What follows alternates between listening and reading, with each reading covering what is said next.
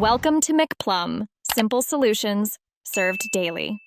You start by ensuring technical parity. Set the project sample rate and bit depth to match your source so edits stay clean.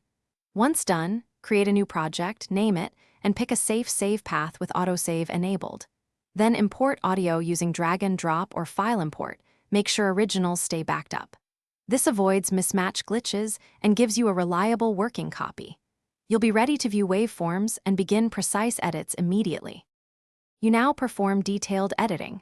Zoom in and use trim or split tools to tighten timing, then use ripple delete to keep the session moving. Next, clean audio with noise reduction first, then apply subtractive EQ and gentle compression to control dynamics. Make low-cut choices consciously.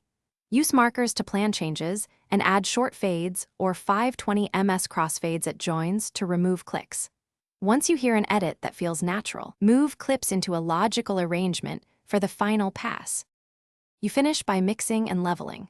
Set gain staging so no channel clips and leave about -6 dB RMS headroom before any mastering. Apply final buses, basic reverb or automation, then export with the correct format, WAV or FLAC for masters, MP3 128 320 kbps for delivery. If you encounter artifacts, make sure sample rates match, check for unintentional resampling, and try restoration tools or revert to your backup. That single troubleshooting step usually solves unexpected noise or glitches. Thanks for watching. Stay juicy and subscribe.